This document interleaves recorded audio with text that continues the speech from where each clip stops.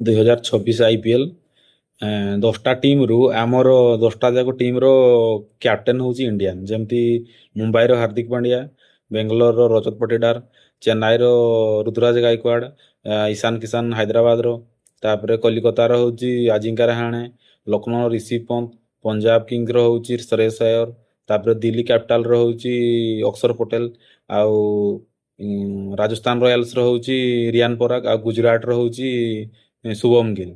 ତ ଯେତେଟା ବି କ୍ୟାପ୍ଟେନ୍ ଅଛନ୍ ମାନେ 10ଟା କ୍ୟାପ୍ଟେନ୍ରୁ 8ଟା କ୍ୟାପ୍ଟେନ୍ ମାନେ ଇଣ୍ଡିଆ T20 ସ୍କ୍ୱାଡ୍ରେ ହିଁ ନାହିଁ। ଆଉ ବାକି ଯୋଉ ଦୁଇଟା ଅଛନ୍ତି ମୁମ୍ବାଇ ଇଣ୍ଡିଆନ୍ସର ହାର୍ଦ୍ଦିକ ପାଣ୍ଡିଆ ଆଉ ଇଶାନ କିଶାନ। ଇଶାନ କିଶାନ ବି ନଥିଲେ ଏଇ 3 ମାସ ଭିତରେ ସେମାନେ ଟିମ୍ରେ ଇନକ୍ଲୁଡ୍ ହେଇଛନ୍। କିନ୍ତୁ ହାର୍ଦ୍ଦିକ ପାଣ୍ଡିଆ ଟିମ୍ରେ ଯୋଉ କ୍ୟାପ୍ଟେନ୍ ମୁମ୍ବାଇ ଇଣ୍ଡିଆନ୍ସର ସେଠି ଆମର ଇଣ୍ଡିଆନ୍ କ୍ୟାପ୍ଟେନ୍ ଖେଳୁଛନ୍ତି, କିନ୍ତୁ ସିଏ ଖେଳୁଛନ୍ତି କି ନା ଇମ୍ପାକ୍ଟ ପ୍ଲେୟରରେ। ମାନେ ଭାବ IPL କେ ଲେବୁଲକୁ ପହଞ୍ଚି ଯାଇଛି ଆଉ ଇଣ୍ଡିଆନ୍ ଟେବୁଲ କେ ଲେବୁଲରେ ଅଛି। ମାନେ ଅଲଗା ପ୍ରକାର ପୁରା। ମାନେ ଇଣ୍ଡିଆନ୍ କ୍ୟାପ୍ଟେନ୍ ଇମ୍ପାକ୍ଟ ପ୍ଲେୟରରେ ଖେଳୁଛି, ଆଉ ଯେତେଟା ବି ଟିମ୍ର କ୍ୟାପ୍ଟେନ୍ ଆଉ ସେ କ୍ୟାପ୍ଟେନ୍ର କ୍ୟାପ୍ଟେନ୍ ମାନେ କେହି ବି ନାହାନ୍ତି ଯେ ଇଣ୍ଡିଆନ୍ T20 ସ୍କ୍ୱାଡ୍ରେ।